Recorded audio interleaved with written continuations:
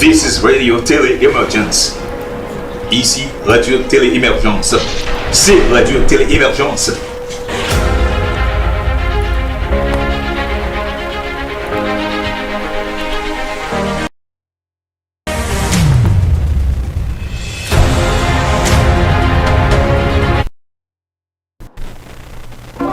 Ou besoin d'un professionnel réel dans les affaires d'assurance, parce que dans les affaires d'assurance, pas bien avance, libre en chance. Nous recommandons rien cela, Jean-Claude Jonassin, maître domaine d'assurance. Quelle que soit l'assurance australia, assurance machine, cas commerciale, la vie, santé et la trière, prix compétitif, là, dans First Class Insurance and Finance, il y a un professionnel courtois, compétent et conséquent capteur là. Jean-Claude Jonassin, First Class Insurance, 6003 Babcock Street, Southeast Palm Bay, Florida, 321-727-8142. 321-727-8142. First Class Insurance, c'est lui, oui.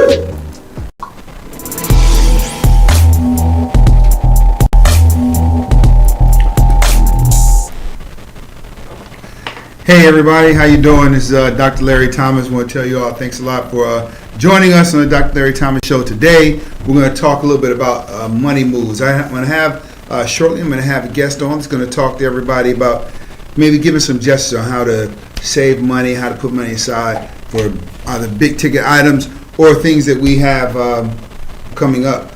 Meeting some of our financial goals, ways that we can do to maybe stretch our money, start putting a little money aside. The summer is coming up. A lot of people have, a lot of us want to go on summer trips, summer vacations, things of the like. So we need to go ahead and talk about ways that we can make that happen so that we can have an enjoyable time, spend time with our families, go see some places we probably haven't seen before. And also, with traveling, we know traveling may just be something local. It doesn't have to be something that's, way out there going to another state or another country or something like that. Travel, there are probably places right in your own neighborhood that you're in your own city rather, that you probably haven't been to or you haven't been there for a while. And so that could be a good little break to go see something new, see something different. Maybe some of you where you live, there may be a ferry. You may want to take a ferry across the bay or something and enjoy a little bit of time over there. But how do we save up for that? Because all of those things, most of the things we want to do, these things cost money. I'm sure they have it where you are.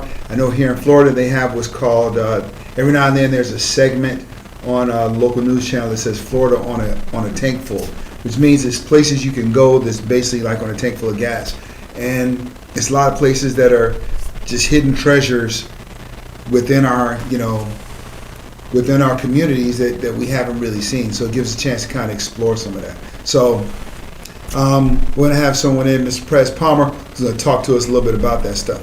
But also, we'll talk about whatever it is you all want to talk about. A lot of things have been going on since the last I was here, when we all were together, because I've been doing a bunch of traveling and moving around and working, etc. But some of the things have been going on. Of course, we've seen some of the things with in the news that have been going on, especially like here in Florida, some of the stuff as far as the license to carry. I believe they're doing away with having to get a permit to carry now. Anyone can just go ahead and get a weapon, which that in and of itself has its own share of challenges that's not necessarily in the best interest of us as citizens. Then there's also, we've been talking about things that have been going on in the news. Of course, we all know the past couple weeks people going crazy over this dress that Sierra was wearing. I don't really want to talk about that. But, if you all want to talk about it, of course, we can have a conversation about it.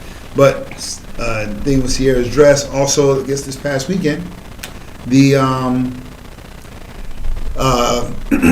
actor that was in Devotion, which was an awesome movie I saw last week, and he's also in Creed. He's got a couple other movies I think that's in the works is coming out.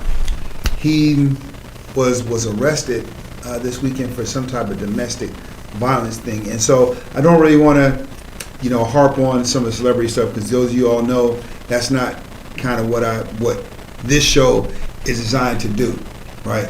Because I have a different kind of show because I want to show people something that's different, right?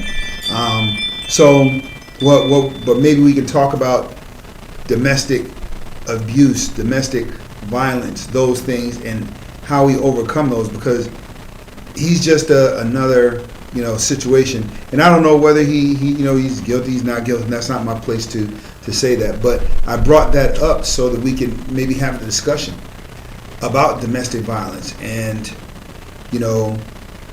that in many cases that's a real problem in our community, in our society, and it's contrary to popular belief. It's not only women that are victims of domestic violence, and it's not just children. Some men are also victims of domestic violence, but then it's viewed a little bit differently as well. So maybe we can talk a little bit about that and do a little bit of unpackaging on that. And of course, as we always do, we can talk about whatever it is you all so desire to talk about. But we're going to go ahead and we're going to take a short break in a few minutes, and then I'm going to have Prez Palmer call. I'm going to have him reach out. We're going to connect with him so that he can go ahead and give us input. Feel free to call in, because he's going to be here to answer your questions. The number is 321-216-6279, and we can engage in your questions so we can talk about making big money moves. Ou besoin d'un professionnel réel dans les affaires assurances, parce que dans les affaires assurances, pas gain avance, livrant chance. Nous recommandons un seul là, Jean-Claude Jonassin, maître question dans le domaine assurance. Quelle que soit l'assurance Australia, assurance machine, caille commerciale, vie, santé et la trière, prix compétitif, là, Financial Services, un professionnel courtois, compétent et conséquent capitaine là, Jean-Claude Jonassin, First Class Insurance, 6003 Babcock Street, Southeast Palm Bay, Florida, 321-727-8142, 321-727-8142, First Class Insurance, c'est lui, oui. Ou besoin d'un professionnel réel dans les affaires assurances, parce que dans les affaires assurances, pas gain avance, livrant chance. Nous recommandons un seul là, Jean-Claude Jonassin, maître question dans le domaine assurance. Quelle que soit l'assurance Australia, assurance machine, caille commerciale, vie, santé et la trière, prix compétitif, là, dans First Class Insurance and Financial Services, un professionnel courtois, compétent et conséquent capitaine là, Jean-Claude Jonassin, First Class Insurance, 6003 Babcock Street, Southeast Palm Bay, Florida, 321-727-8142, 321-727-8142, First Class Insurance, c'est lui, oui. Stay tuned. Restez à l'écoute. Restez branchés. Stay tuned. Restez branchés. Stay tuned. À l'écoute. Restez branchés. Stay tuned. Restez à l'écoute. Restez branchés. Stay tuned. Restez à l'écoute. Restez branchés. Stay tuned. Restez à l'écoute. Restez branchés. Stay tuned. Restez à l'écoute.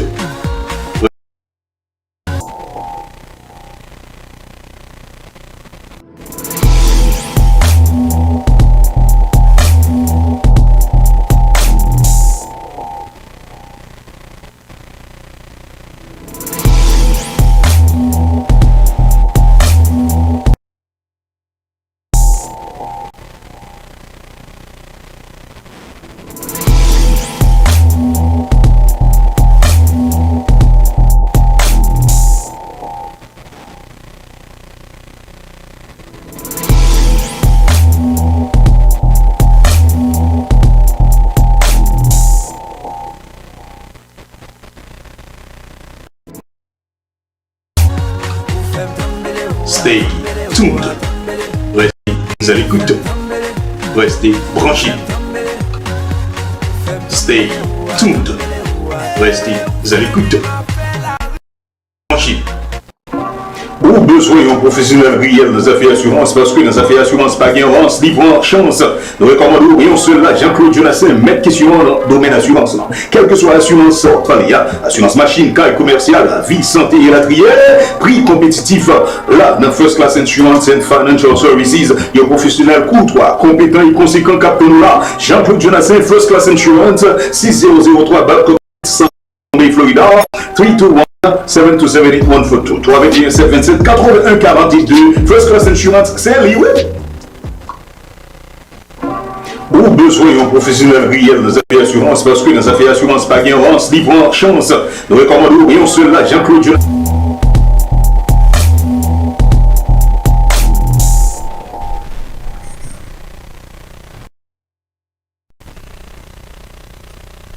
Okay, everybody, as promised, I have here joining us is Prez Palmer. How you doing, Prez?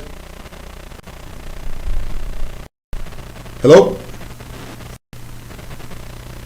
Hello, Prez, are you there? Hello. Okay, well, what I'm going to do is I'm going to try to reach out to him again. I just had him on standby, so hold on. Might have been a little mishap here. Hold on a second.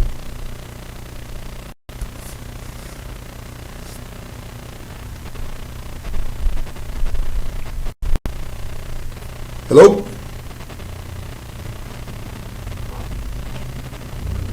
Can you hear me? Okay, I can hear you now, Prez. How you doing?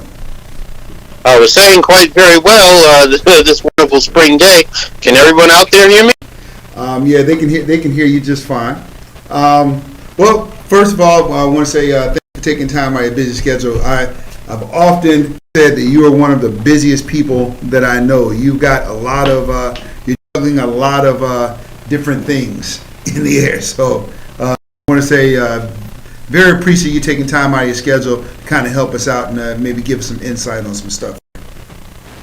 Thank you. Thank you. No problem. So in a nutshell, tell us a little bit about yourself. What is it that you do, Prez? Okay. I am an Army combat veteran, as you well know. I had the great pleasure of serving our wonderful United States military. Beyond that, what's called, I am a finance coach. I love to talk with people about their financial situations, implement offer financial solutions, and just create a better atmosphere of life for them. All right, great. So, a couple of questions. I guess we can kind of lean into it a little bit. Some things that some people out there might want to know, and anyone that wants to call in, feel free to call in. Press is available to answer any question you may have. The number is 321-216-6279, and also those of you on the YouTube channel that are watching, join in as well. That number is 321-216-6279, and today, for this segment, we're talking money moves, making money moves. So one of the things, what are some of the, I guess, suggestions you would give, say for, because we like to save up for these big ticket items. Summer's coming up. We want to go on vacations, maybe, go see some new things, visit family, go on some trips, maybe buy some save up for some big ticket items maybe later on. So what are some of the suggestions you would give to those who want to do? Or like, say if someone comes to you and says, hey, I need assistance developing some type of budget because there's some things that I want to get. What would your advice be? Well, first and foremost is to actually outline what are your priorities. Priorities can be, what priorities are, those things that are most important to you, and have an understanding of why it is a priority. So write it down. Put it into writing, not just off the top of your head, off the cuff. No, you have to write it down and put it somewhere that is visible, that you're going to look at every single day, because it's not a goal until you write it down, and now it is in existence. Absolutely. And so, because a lot of times, and I think something that's important too, and I guess that we do this kind of like when we're younger, and sometimes kind of when we get older, we kind of do that too. We have to ask ourselves, and correct me if I'm wrong, we have to ask ourselves, what am I budgeting? What am I budgeting for? Am I budgeting for me, or am I budgeting for somebody else? And what I mean by budgeting for somebody else, a lot of times that when we're younger, the things that we buy it for us as a possession, but we also so others can look at it and say, wow, that's pretty cool.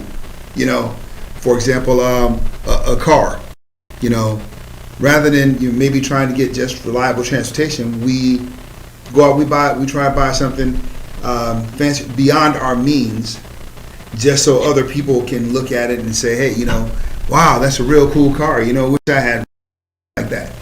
That you kind of relate to that? That's correct. You know, so that's why I say you really got to come to an understanding of what is a priority versus what is a want or a luxury, that is. So, and I will tell you that when it comes to financial goals, nothing is going to come into existence without discipline. So discipline will start with understanding of what is a need, what is a want. Start with those two categories and really trim it down from there. Okay.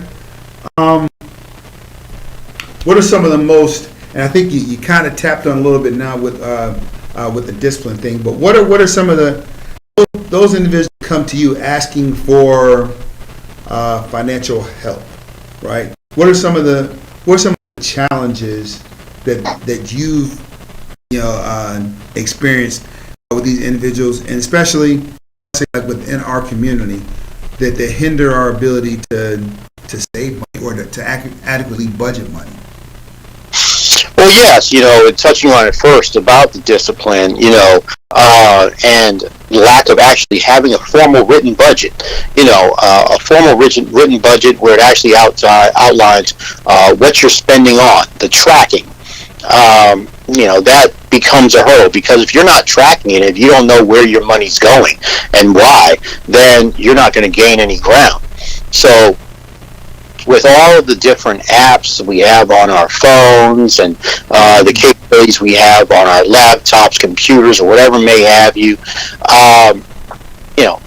nowadays you should really put that to use and be able to track your spending. Okay. And that's definitely, and as you tapped on that, apps, right? And when you mention apps, when some of us hear about apps and money, we think about like investing, right? Couple of apps that I use, and we talk about two things.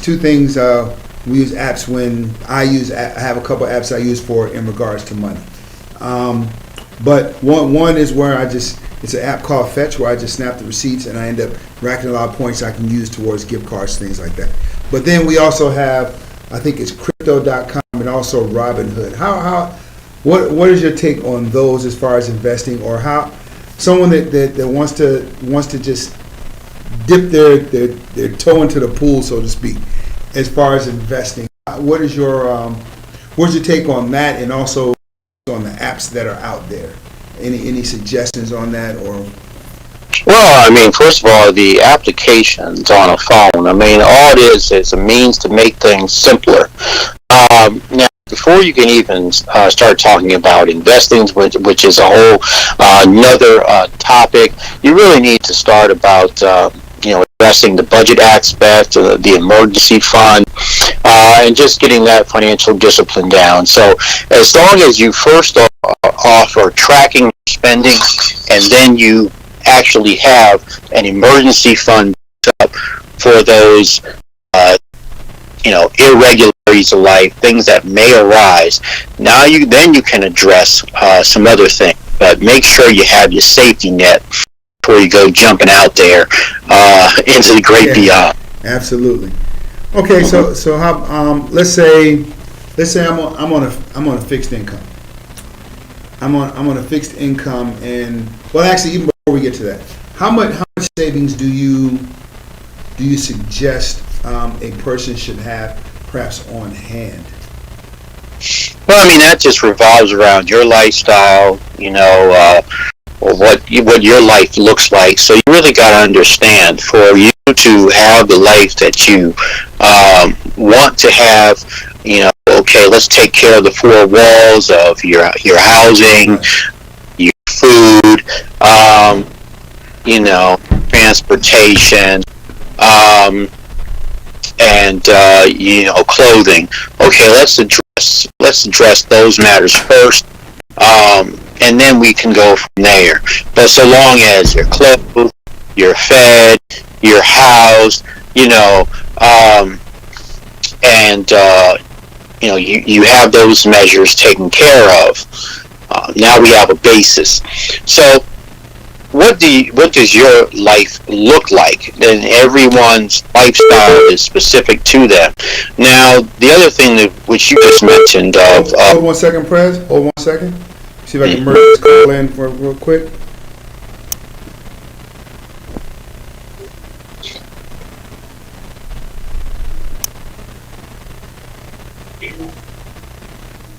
Hello, you on the line with Dr. Larry and the famous Prez Palmer.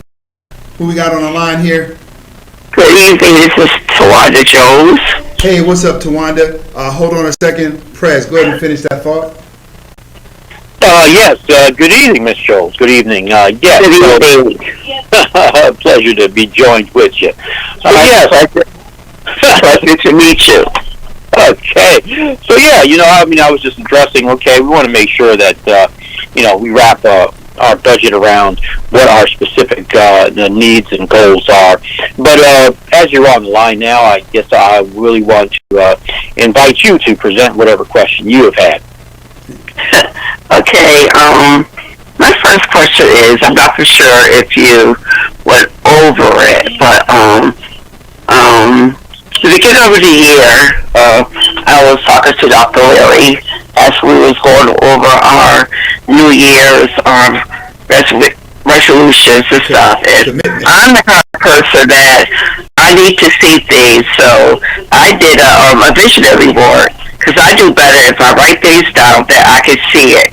And if I see it, I believe it, and I can move on from it. So I guess my question is to you is that, what do you do? I'm on a monthly budget, a strict monthly budget. So how do I attempt to save when I really am scrambled for pennies? But I could put a little bit away, but how do I keep up doing that?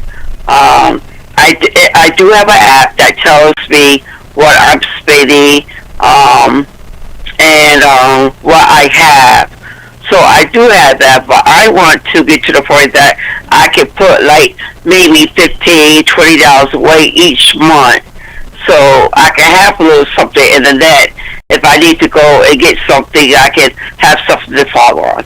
How can I do that each month and not have to worry about going in and dipping from it? Okay, so I believe you are actually presenting a question of, all right, how do you achieve that financial discipline of not having to go and access that money just as fast as you put it in there? Is that correct? Yes, sir. Okay. Well, I mean, that's very simple. Have it in a separate account that you specifically have to go into a bank to, which will definitely slow down your access and make it a little bit more challenging for you to withdraw it. And also, really, these are financial choices. I mean, if you put it into a certain place, whether it be close access in your own home, or if you put it into a banking institution, whatever the case may be, remember, it is a choice when to do whatever you want to do with that money. But as you have that vision board down, which I'm glad that you have, you got to have that vision board up. You have that vision board up, and under that vision board, you put down you need to this much money by this time. Yes, I did. Wonderful. Wonderful. It was called You Are Rocking Out. I did buy the new. I wanted to do like I told Dr. Larry, I want to take that, because Dr. Larry also explained to me what he used to do is every time he got some extra change, he just threw it in a jar and don't even look at it, and maybe a few dollars here and there. And by the end of the year, he was able to go get him whatever he want to, with the change that he saved throughout the year. And I was like, that's a good idea. So I wanted to try to do that because I really wanted to buy me a nice TV by the end of the year. So I said, okay, it may be a little bit harder for me because I have to do it monthly, but I know I can do it, So it may not be a TV, it may be something else, but my heart is driving on a TV. So I need to do okay, take maybe 40 or 30 each month and just put it away. Just put it in a jar, put it somewhere, put it in an envelope, and just try not to touch it. There you go. Also, like you are commenting towards, you can do the 5, 10, 20 challenge, in which 1 week it's $5, the next week it's $10, the next week it's $20, and you write it down, and then you report what the balance is that you saved at the end of the week with that savings. You put in $5, you add $5 onto the balance. You put in $10, you add 20, you put in 20, or add 20 onto the balance. And then then you keep tracking that, 5, 10, 20. And you see that balance going up every time you write it down. And that's going to give you more motivation. Yeah. It will increase your discipline to stay on track because you're making progress. Yes. Yeah. Okay. Sounds good. That's definitely good. Because that's definitely a motivator when you start to see numbers. Period. I mean, when you start to see the numbers go up, when you start saving, or like if you're how we were talking before about losing weight and stuff. When you start to see those numbers go down on that scale, that's a motivator to keep as well. So yeah, and like you said, Tawanda, you want to being visual, seeing it. Yeah, that's better seeing. That adds more realism to it, and you're like, okay, yeah, this is it. You can actually see it. So something you can see it actually grow. Yeah. All right. So I think let's see. As we talked about that stuff, and are there any let's see. Well, the any apps that you would suggest, Prez? I know. Well, I'm talking not. I know those that you have to do the budgeting before you get into the investing piece, because we know investing that can be a whole nother conversation. But for those that are ready to have the conversation, are there any apps, or what would you recommend, or what advice do you give? Yeah, I would. It is an app put out there by a great colleague in this financial space of Shelby Patrice, Budget University. So go to your app store, your Google Play Store, whichever, and access that app. And it will help you, will equip you with the right tools and the motivation to increase your budget savvy. Mm-hmm. Okay. Budget University. Okay. Oh. Okay. So, and I know it's based on individual, but should an individual strive to have like ultimately a half month's income on hand as we save it for a rainy day, or what? Yeah. Oh yes, you should always have that emergency fund. Just so for the benefit of everyone listening, you designate that as an emergency fund.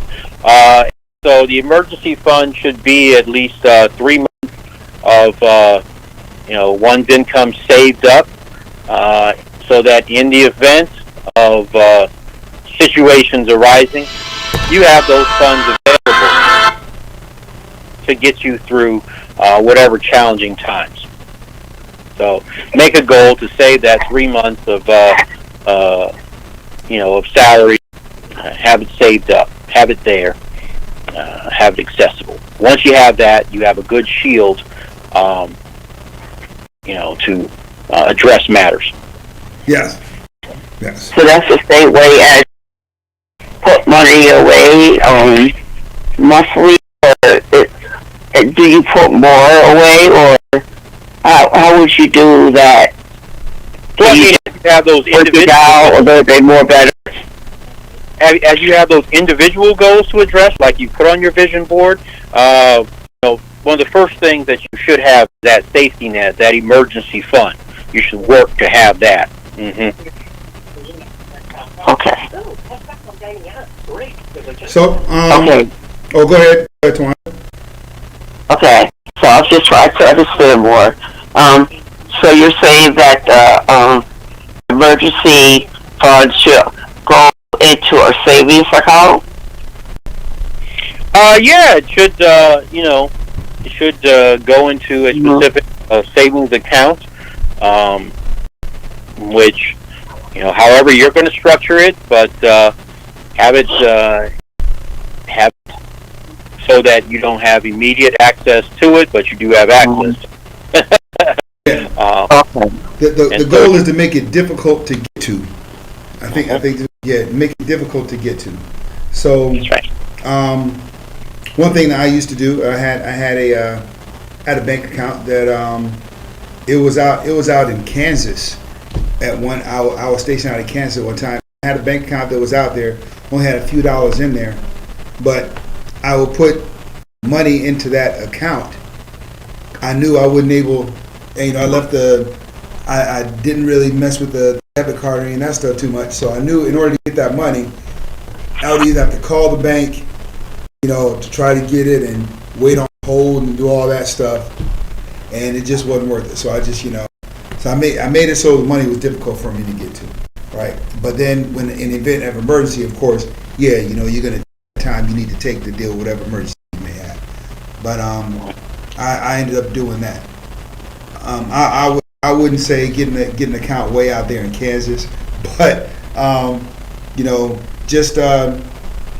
just maybe a bank that you wouldn't normally use. I would suggest actually even using credit unions, because some banks charge you to keep your money, where you use a credit union, it's not going to be that much of a, they're not going to really charge you to keep your money, and you can just let it grow from there. And some credit unions, they give you a little bit of interest based on how much you end up saving in there. So it's like maybe a % or two saving up money with.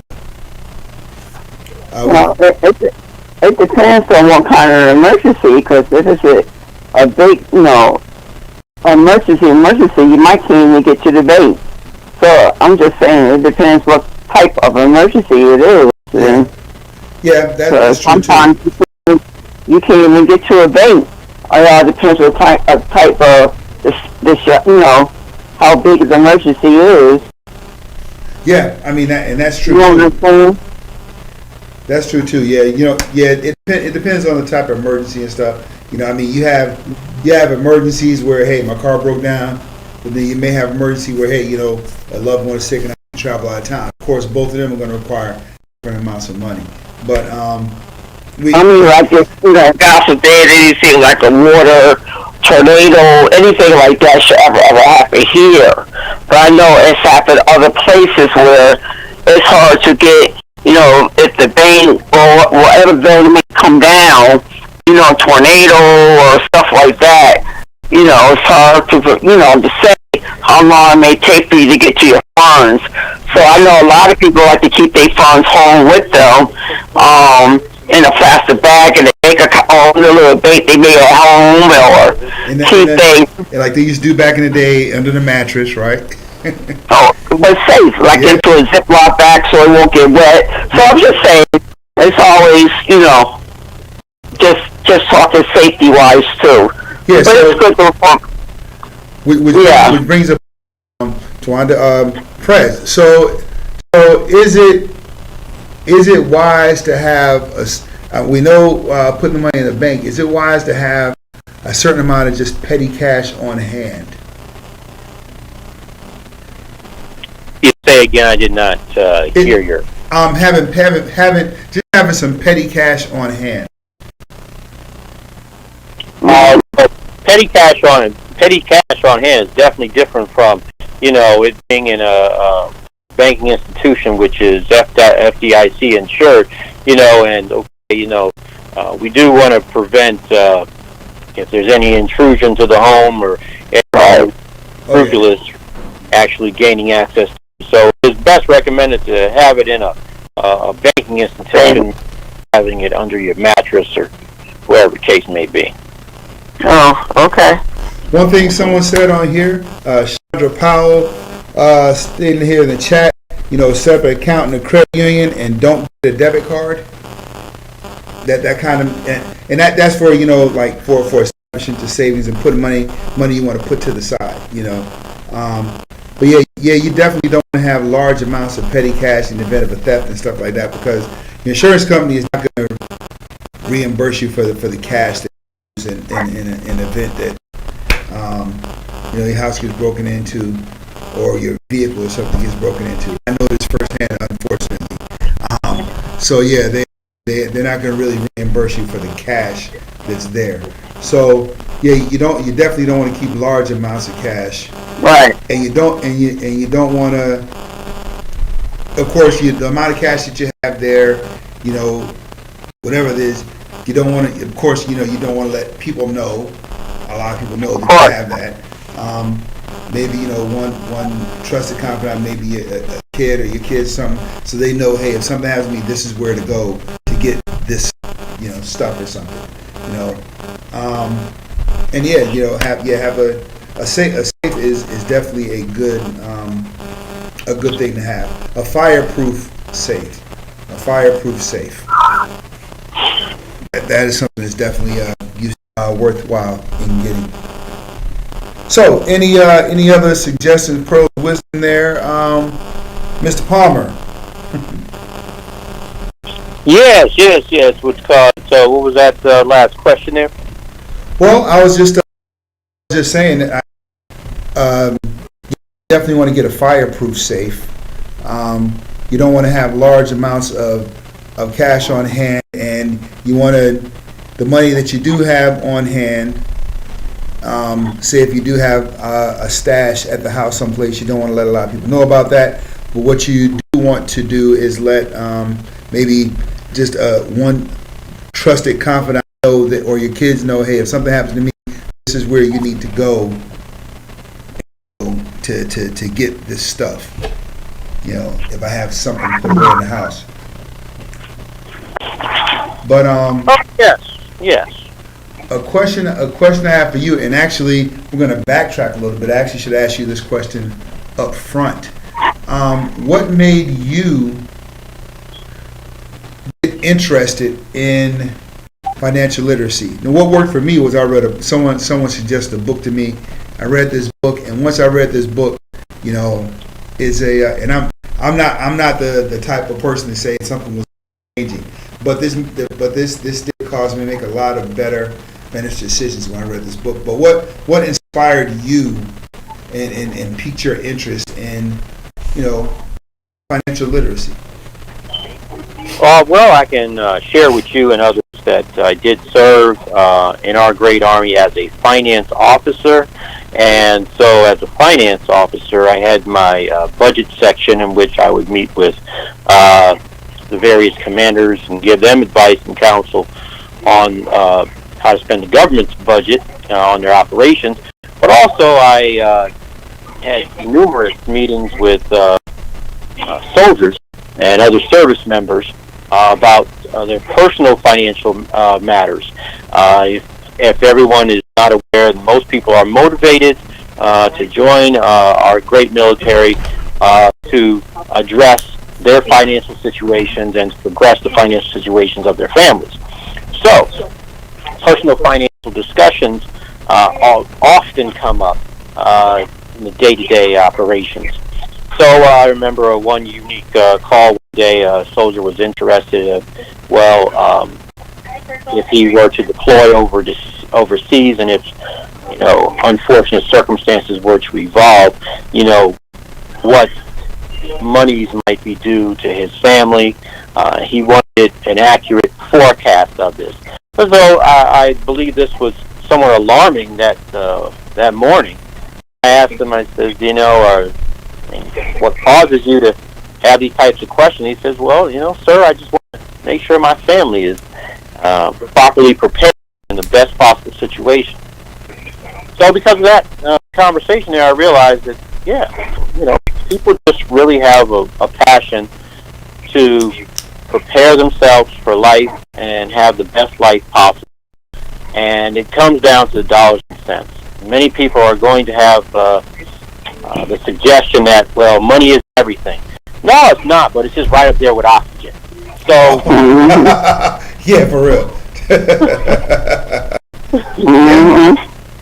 So we need to have this type of savvy out there to address life, and set ourselves up to live the best possible life, and to set our families up, our loved ones up to live the best possible life in situations as well.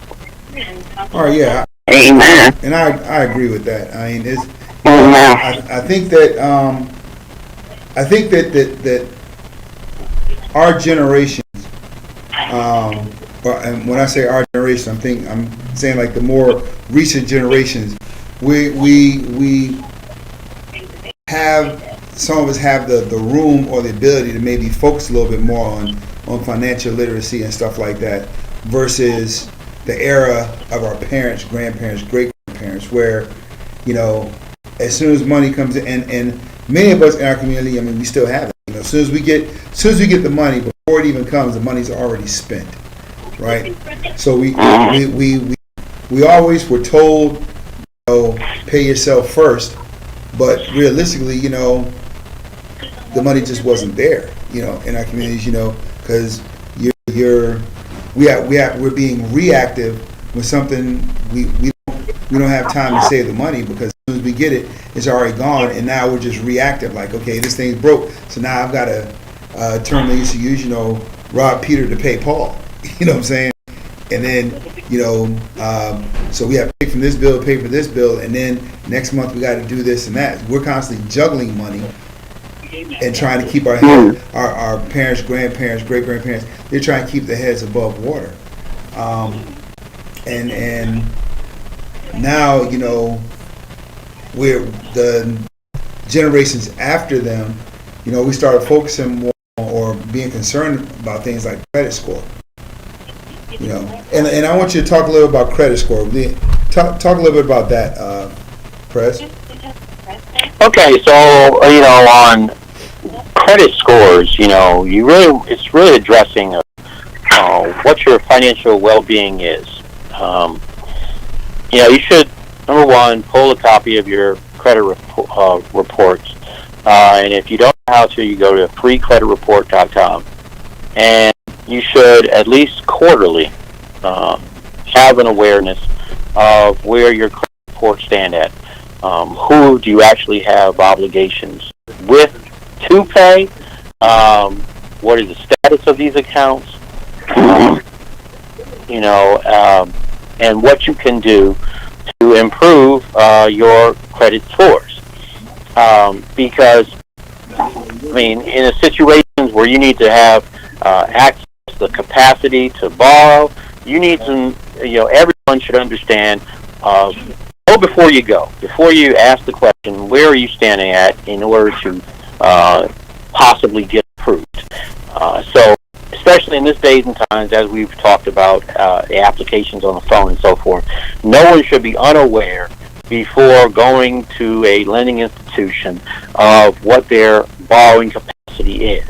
All right? It doesn't matter if it's for a personal loan, a school loan, or a mortgage loan. Any of these types of things, you should know where you stand at before you go and present the question.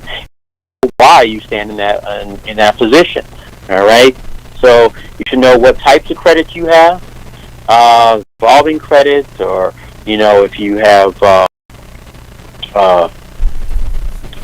cards in which you've had to put a deposit on to create the account versus versus those you didn't have to put a deposit on to get the card or gain that, you should know. Okay, so know where your credit scores are at. I mean, the value of having credit history.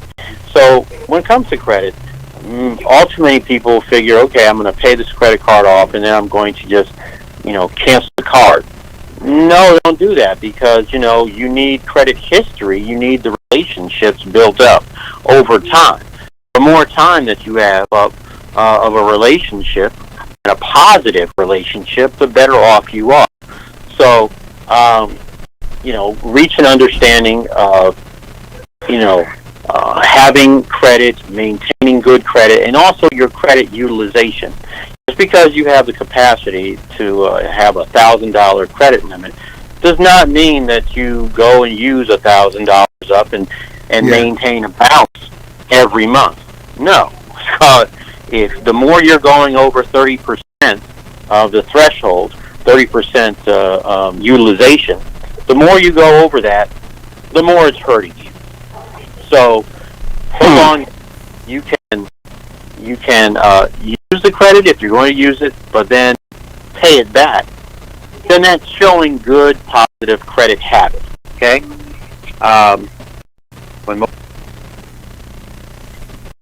Hello. Hello. Yes. Okay. So you went out on us for a second. Go ahead. Yes. So have good credit habits. Understand the proper techniques. Understand the reporting dates that you have on your accounts. So the reporting dates are different from your actual due dates. So understand when information is going to be reported to the three credit reporting agencies, FCRAs, CRAs, credit reporting agencies of TransUnion, Equifax, and Experian, because not all accounts report on the same date.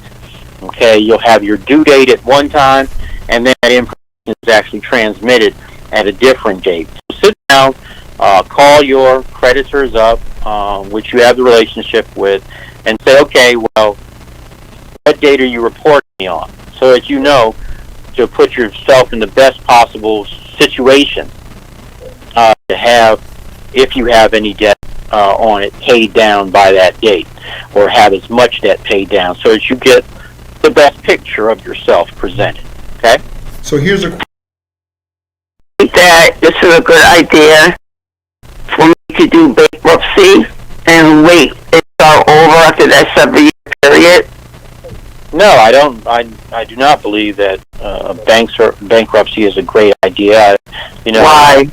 A bankruptcy is, a demonstration that you have absolutely no capabilities whatsoever, and also a bankruptcy is an application these days. It's not just simply you just electing to say that you cannot pay your creditors at all. You have no capabilities whatsoever to do so. You actually have to present an application, and basically it has to go before the court, and it has to be examined, and all of your financial means have to be evaluated to see if your application will be approved. So before that, again, I do recommend the financial discipline, and if you have that financial discipline of setting up the emergency funds, and then making good on your payments, having an understanding of your due dates and so forth, and making good on that, you should any person these days should be able to make good on your obligations. Now also, I believe there was some discussion about people on fixed income. That's a very popular term these days of, well, I'm on a fixed income. I'm on a fixed income. Okay, what is that? What does that specifically mean? Because I will tell you, nothing mandates that anyone must be fixed and cannot earn more than every month out here. So I would would recommend that everybody evaluate your own situations. And if you have a unique skill or ability that can be worthwhile and valuable to other people, then put a money designation on it and generate income. And I say that from a position of, Dr. Thomas here, he knows, okay, that, yeah, I talk with people who sell cookies, pies, potions, lotions, and all that almost every day. So, yeah. This guy is like, and you've heard me say it before. This is like the hardest working guy that I know. He's got a lot of different projects at any given time. I follow him on Facebook and stuff, and I see all the stuff he's got going on, and I'm like, man, I don't see where he gets all the energy, how they're traveling around. So yeah, he does a lot of that stuff. Now well, I do this because I will tell you there, Dr. Thomas, where I like putting myself in situations to be able to earn income, and I like to be useful to other people. So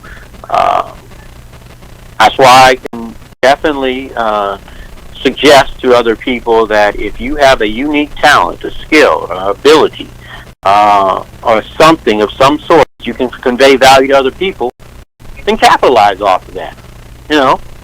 There's nothing wrong at any age level here these days to earn an income beyond an employer. No, you be your employer to the world. So if you have something to offer to the world that is of value, then get out there and market it, offer it, generate income for yourself. All right. So now let's get back to the credit cards real quick.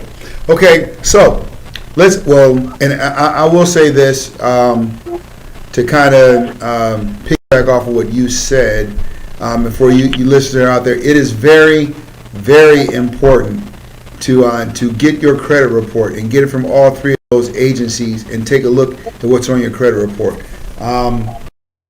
Many years ago, I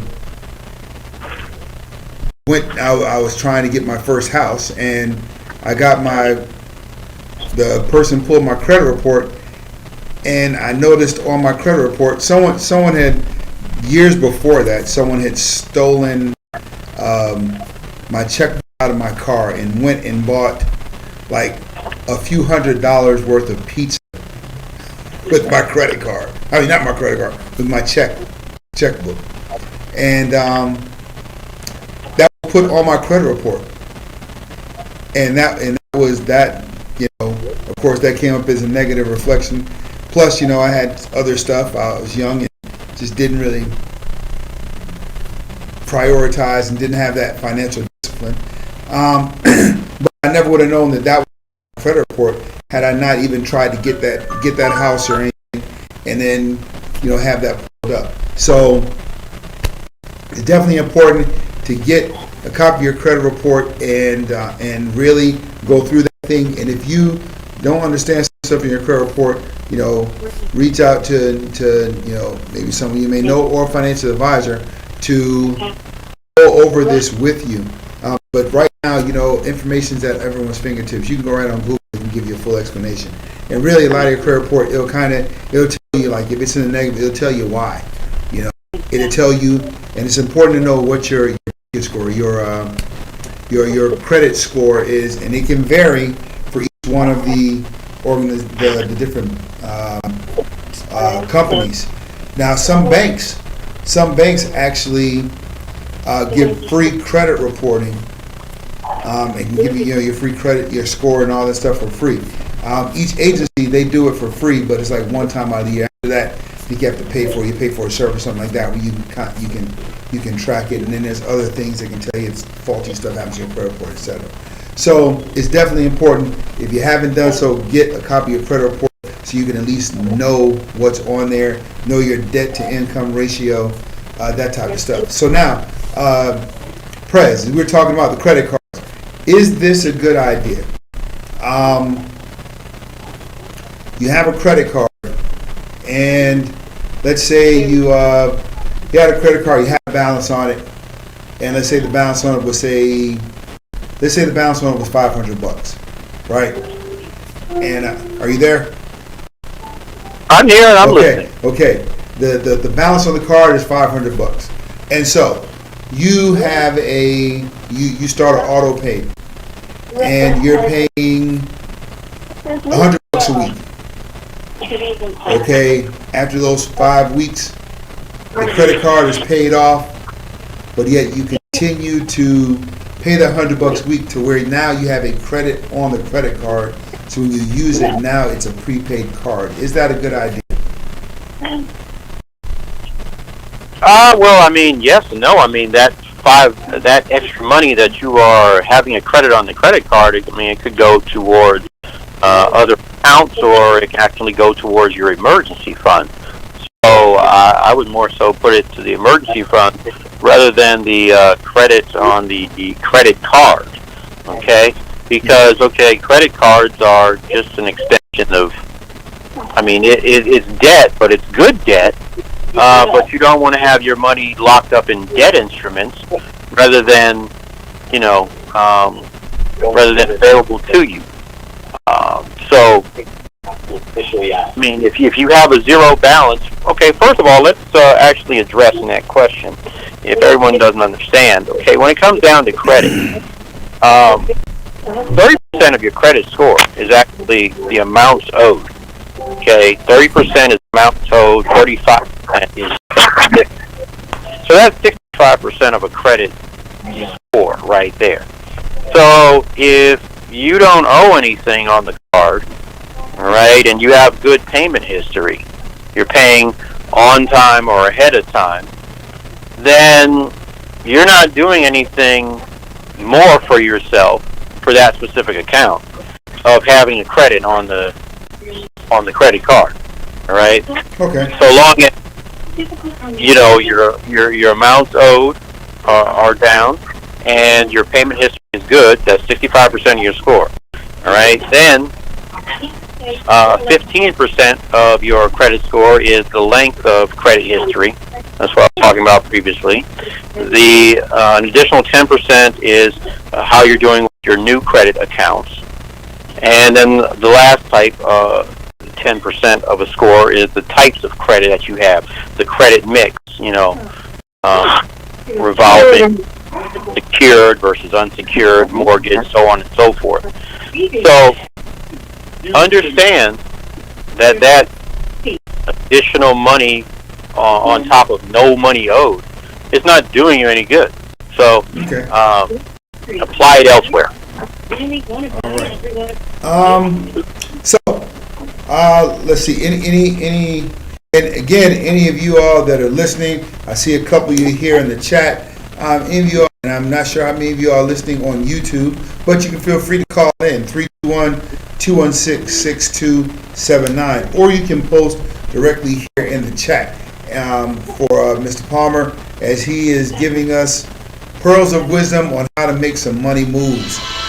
Let's see. And all right, how to make some money moves. Again, the number is 321-216-6279. Not my personal phone. All right. Let's see. Well, real quick, Prez, where are you located? How and what is your contact information in case someone listening wants to speak to you further, maybe get some pearls of wisdom from you, maybe get a consultation, maybe some of your services? Well, when you don't find me on the beaches of the world, you will find me commonly in the great state of Connecticut. However, I do get out and about quite often. Now, if you want to have direct access to me, you can either access my website is www.moneycoachprez.com.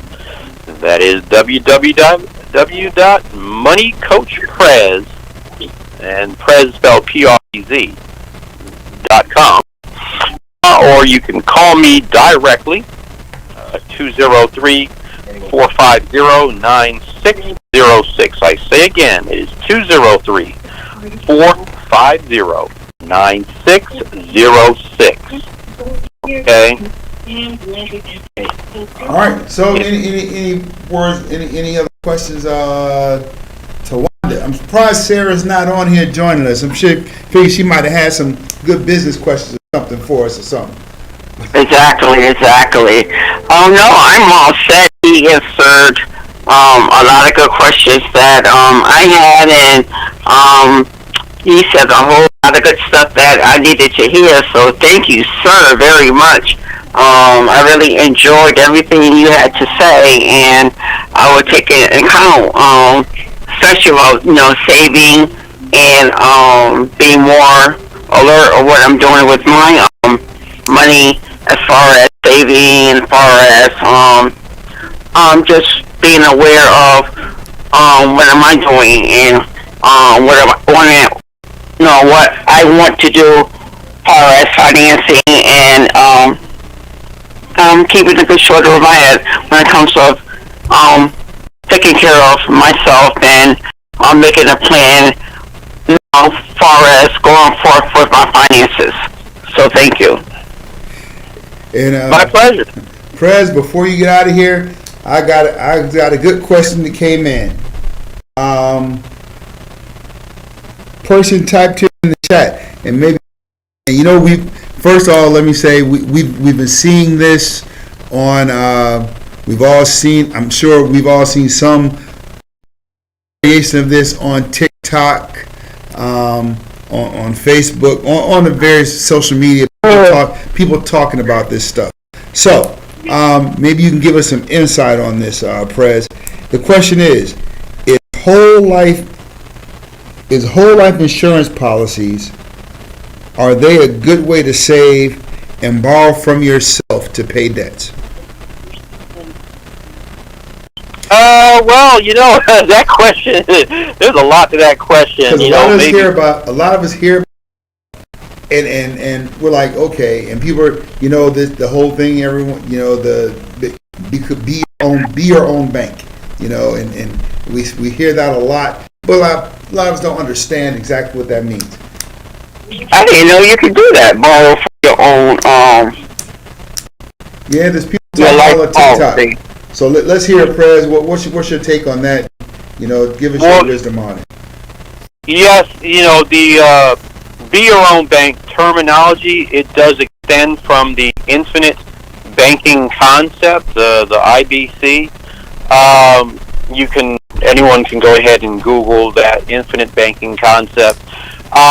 So when we're talking about cash value insurance policies, my recommendation, because it may be beyond the scope of this actual conversation of budgeting, but you really do need to sit down with a financial service professional, an insurance, a life insurance professional, to get an understanding specifically of where you stand at, what your goals are, and what your concerns may be as well to your life.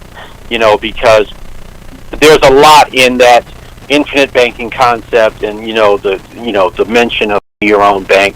There's a lot to that, and so there is no one-size-fit-all type of answer that I can give to address that question. But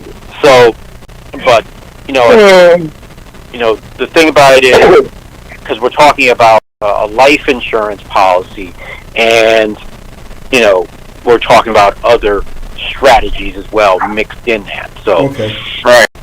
So that I hear you saying is that could be another show. That really can. That takes a little while to really dig into, and there's going to be follow-up questions to that, and also there's some uniqueness that needs to be addressed within that conversation. So I would love to actually come back at another time, Dr. Thomas, and dress it up in a follow-up episode. Oh yeah, we're going to have you on a couple times. There's a couple other topics I want to discuss with you. We kind of talked about it a little bit offline, so we can. But yeah, definitely that will be one. We'll have to put a little time into that. But I want to say, anyone else has any questions, you can feel free to call in 321-216-6279. If you don't have questions right now and you do have questions later, again, you can reach Prez Palmer at www.moneycoachprez with a Z .com. So again, that's www.moneycoachprez.com, and he can answer any questions that you have. Also, you can post you can text your questions to this phone number, and I will ensure that those questions get into the hands of Prez Palmer. Of course, if you do send the text, also send your email address so that we can respond directly back to your email and ensure you get the information that you need and connect you so that we can all be better financiers of our money.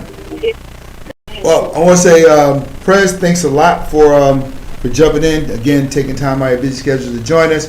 I think it's important that we as a community have a good understanding about money and how to make money moves, so that we can be better postured to get everything that we need and some of the things that we want, and enhance our lifestyle. Well, I thank you very much for the time and opportunity. I hope I've added value to your day, your show, your platform, and also to the lives of those listening in. Oh, absolutely. And hey, feel free to listen in every Sunday, just about every Sunday at 7 o'clock. We go live and we talk about various topics, and I'm sure you'd be a very, very well respected, well appreciated contributor to our discussions. I warmly welcome that. Thank you so very much. All right, thanks a lot there, Prez. Talk to you later. Later. Thank you for the honor. Hello, Tawanda. Yes. Hey, so what's going on with you? How you doing? I'm doing well. Everything's okay. Just taking things one day at a time. Getting through the week. So I'm sure you've been watching the game. UConn men's basketball team made it to the final. Well, they're in the Final Four now. Yeah. I watched the girls, and they just said they didn't win it as much as the Ohio did, but yeah, that's it. It was cool. It's always good watching college games because you actually get to see athletes that are actually hungry to get into. Oh yeah. And so you see them go all out. They kind of have they do go hard in the pros, but it's just a different level of game. That's right. Seeing Right. that are trying to make it in there, so it's a little different seeing them. And Oh yeah, it's always good to watch some. so and let's see, we got about 15 minutes or so. So let's say a lot of stuff has happened since last time we were on air, and again, anybody wants to call in 321-216-6279. A lot of stuff is going on. Not sure if you heard anything, but a lot of people, they had a lot of stuff to say about. I guess it was Sierra, the dress that she wore to some event with her husband. She was wearing some dress that was like pretty much see-through, right? So I didn't even hear about that. yeah, a lot of people had things to say about that, but also I wanted to talk a little bit about how we talked about an issue that happened this weekend. I was reading an article earlier. I think it was either earlier today or it was yesterday. The gentleman that was in, I'm not going to say his name, but he was in the movie Devotion. He's also in Rocky Creed, in Creed 3, I think it is. Oh yeah, I've seen Creed.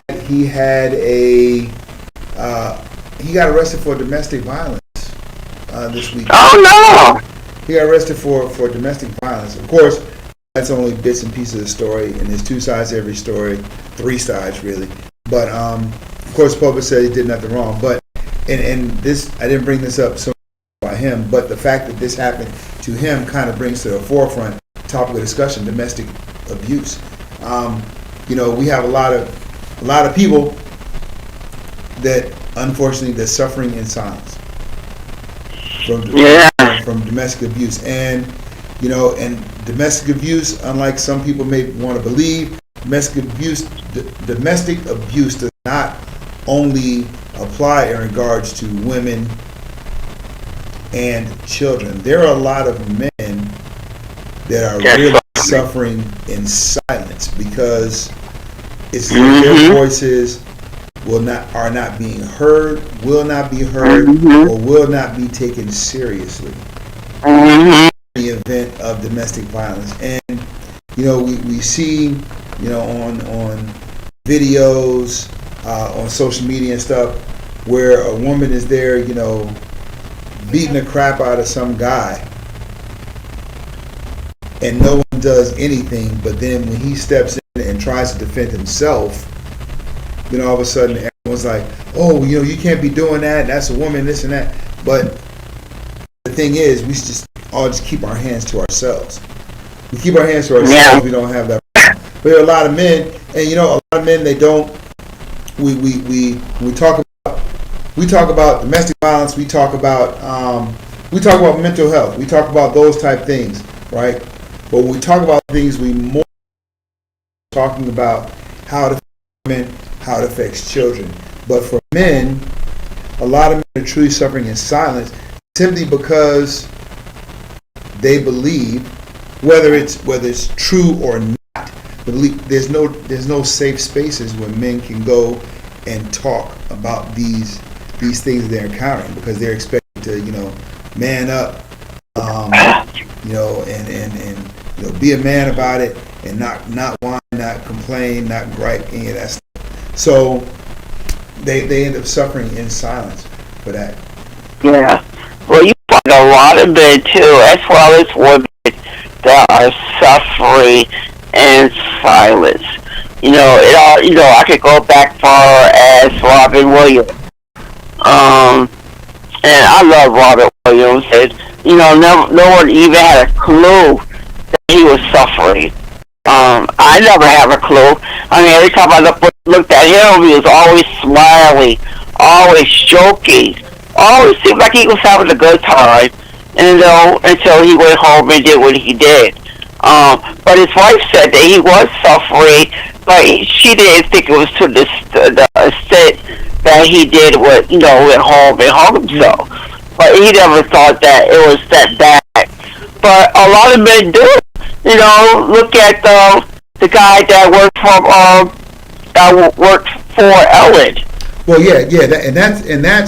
that's a different. That's as we talk about depression, right? Yeah, man. We talk about depression, right? And the thing is, sometimes the funniest, the most lively person in the room, the lively party. The thing is,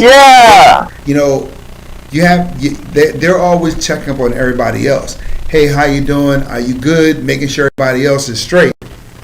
But sometimes they're the ones that need to be checked on, because they're not. Oh man. They don't. No one checks on them, because people are always of the assumption, oh, this person's good. That everybody's okay, but it's not the case. And that could be the most you can be. And I know this. And any of you all that want to jump in, number is 321-216-6279. But there are times you can be in a room full of people, but yet still be alone. Yeah, that's why my she work is so important every day, because I got my little new position. I do the same thing at my building that I do at church. I stop mostly every other day. They're like, why do you speak to them? Why do you speak to the community like that? I said, because you never know what they were thinking. Today they probably thought this would be their last meal. They go home and do what, they might thought that they might want to hurt themselves. You never know. Yeah. By a kind word may change their whole day. Yeah, you So by me definitely saying wanna good know morning, by me saying good morning, by me saying that you look beautiful this morning, have a great day, you are loved, you are beautiful, you can make it, you can do this. By me saying different little things, you never know. You Yeah, never know that I might just, you know, say something and they hold change. You never know. yeah. Well, You know? one thing that may lead to some of the depression, and maybe guys like you know the gentleman from Ellen, maybe Robin Williams. I mean, and it goes without saying. Obviously, these two gentlemen, they were accomplished men. They were accomplished. And we see a lot of accomplished people, or people that we believe are accomplished. We believe they're successful, right? But yet they need those. Don't want to ask for help. They seek those words. Well, and sometimes it's not even a matter of not wanting to ask for help. Is that they believe they can't ask for help because there's no safe space for them to do that. You know, because people may look at them differently. You know what I'm saying? And as you look at that, you know, maybe even though a person may be accomplished, they still need to hear those words of validation. They still need to hear those words that can encourage them. Sometimes the people that give the most encouraging words, a lot of times they say those things, but they're not saying that. Of course, the spin-off of that is they're encouraging other people. They're encouraging those people around them. But sometimes when they're saying those things because those are things that they, in fact, need to hear themselves. And unfortunately, that's the only way they hear that is from them saying it because they don't have a support system, have people around them that are giving them that validation. You know, and I want to hear any men that are out there listening. 321-216-6279.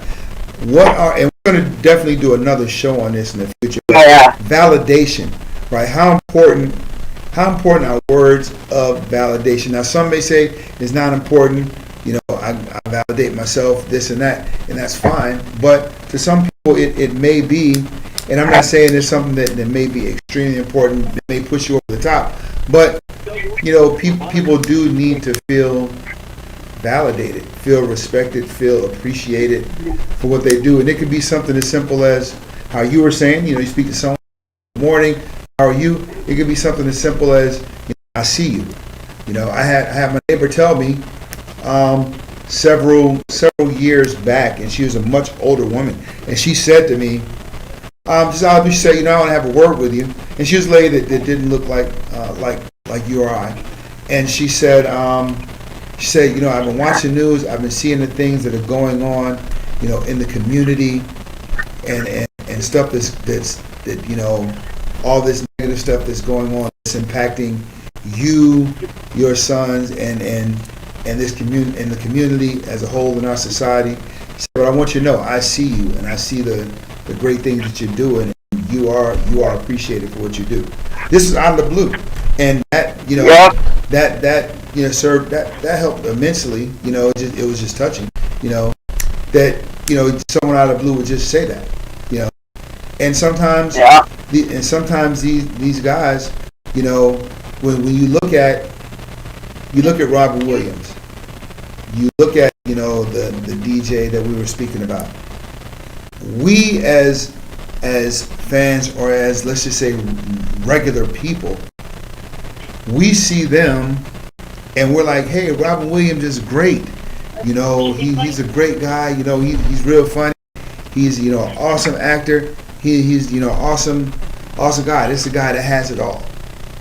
But we give him that validation. You know, if he were to go do a stand-up, we would go pay to do it. Go see a stand-up. You know, go see him perform. We go see a movie that he's acting in, and we see that. Yeah. So we get validation. And you see the DJ. Yeah, people watch the show. I'm sure he may have did some events and stuff like that, and people were supporting him. They were going out there, and he was getting validation from the people that were out there. But let's get real. Me giving validation to a celebrity, okay, that's fine and good. but it's when the person, when that celebrity goes home, what if they're not getting that validation? What if they don't feel Right. getting that validation for the ones that they're around the most, you know? Right. That's what it is. Yeah, I mean, and that, you know, That hurts. how is it that, you know, these people here that don't even know me can celebrate me, can celebrate my accomplishments, can do all of these things, and yet when I come home, yeah, you know, the people that are home with you, Right. they see the real you, they see you as a real person, stuff like that. And I'm not saying someone, you know, when you go home, you should walk to that door at your house, and they're jumping around asking to sign autographs and all this stuff. And sometimes, yeah, I mean, you do want to get treated like a regular person, but you do also want But those are the main ones. But those are the main ones when you get to the door. Those are the main ones that may be scared to even say something to them, because they may think that if you say something to them, you know, you don't want to get them more depressed than they may be. Yeah. You have a lot of people like that. I mean, I'm not one of those people, because I'll put it right on out there. Are you okay? What's going on? Let's talk about it. But you have some people that just ignore it right off the bat. They don't want to say anything else that might put them way further back in depression. There are a lot of people out there that act like that. Yeah. You know, instead of trying to talk to their loved one to see if they can help. Yeah. And sometimes, You know? as one of the callers said a few weeks ago, you know, sometimes people don't know how to help. But but I would say that, you know, depending on how value this person holds in your life, you would try to go out and find a way to help, because Come on now. to be just that more important to you to be able to do that. Depression is a real thing. It's a real thing. We all may have some level of depression. We deal with it differently. Of course. And depression has the face of depression varies, because some different This stages. is back. Some of these comedians they're doing stand-up comedy, but they're doing what they're paid to do. How Prez said, you know, you have a talent, you have a gift, you use that gift to generate an income, but that's what you're using that gift for. But some of these individuals that are going up there that are doing these stand-up comedy shows, some of these individuals, they're devastated. They're you know, but they have to go up there. They still have to do a job, because they're there to make you laugh. But when they walk off of that stage, you know, they're back to their own. They still feel it. Yeah. And we have, and some of us, we feel that way too. You know, again, you can be in a room full of people, still be lonely, because you don't relate to any of the people that are in there, and you know, you're entertaining everyone else. Yeah. And you're making sure everybody else is taken care of. You know, everybody good on drinks, everybody good on food. How are you doing? Yeah. This kind of stuff. But that could be the person that needs the most help, could be the most depressed. The person that goes all out, tries to help everybody else. So, I mean, over the next week, I would say, and this is just suggesting for everybody that's listening, right? And I'm going to do it as well. And I was, you know, propose the same thing to you, Tawanda. You know, people, you already do this, but you know,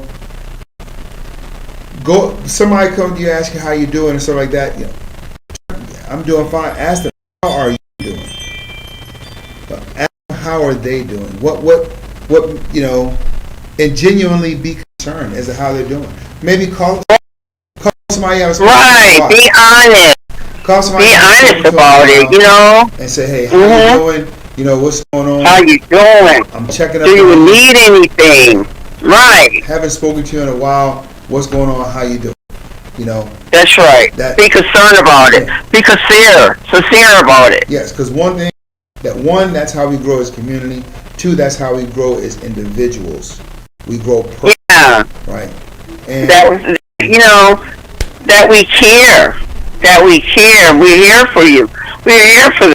Yeah, so you gotta let people know that, you know, they matter.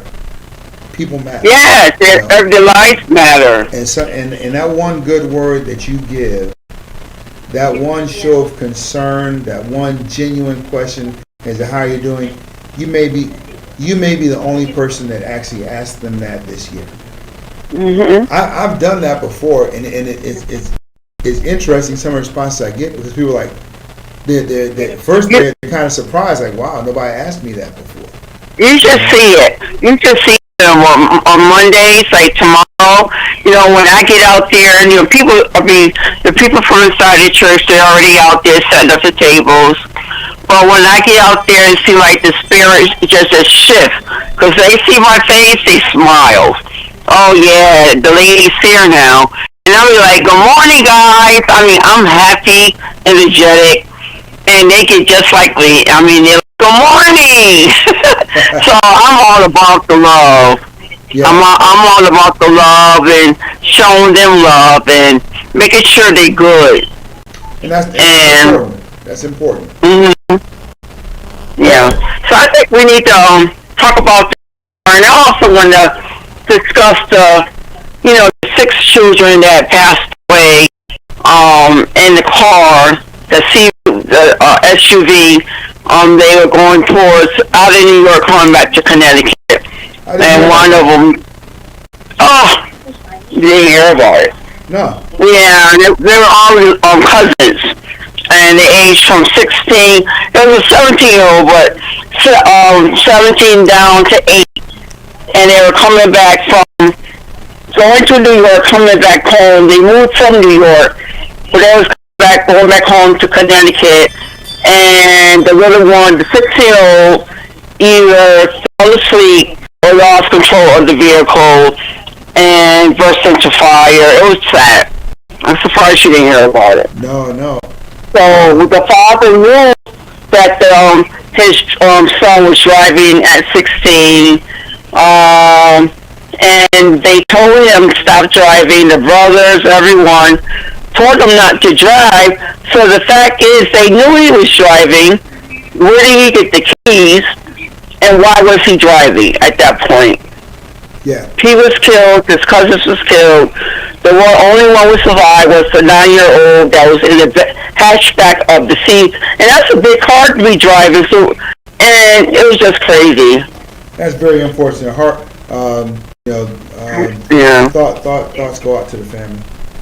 Oh yeah. And then the little one that brought the gun to school and shot to keep the teacher, 6 years old.